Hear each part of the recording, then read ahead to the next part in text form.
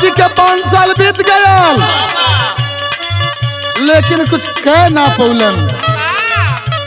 अब पूरा प्रदेश मन बना ले बाप के बदे मन बनौले। हाँ, इस लाइन को जरा सुनिएगा। अरे यूपी में बाबा न फेर आई है, यूपी में बाबा न फेर आई है, 22 में सपा का शेर आई है।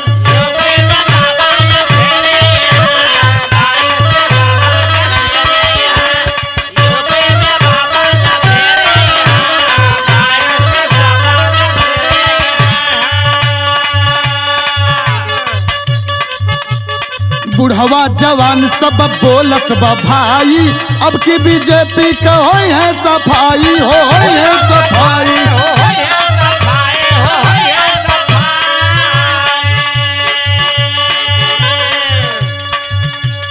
दिलवाला बड़का दिलेरी आई है, दिलवाला बड़का दिलेरी आई है, 22 में सपा का शेर आई है।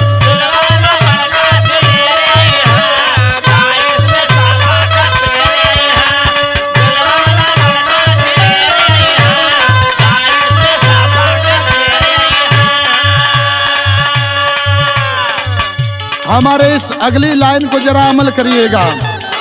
उत्तम बा सोच जेकर उत्तम है नीति, सब ही कहत बाटे ऊ है त जीती, हो ऊ है त जीती।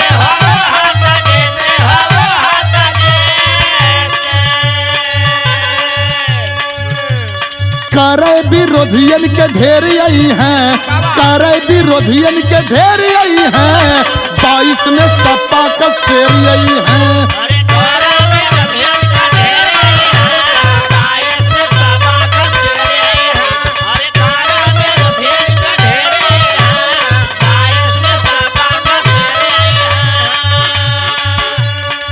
जिस वक्त बड़े भाई अखिलेश यादव जी कुर्सी पर थे तो किए थे क्या? शिक्षा पे पहले बढ़ावल नजरिया, बहुत लोगन के मिलल नौकरिया, हो मिलल नौकरिया।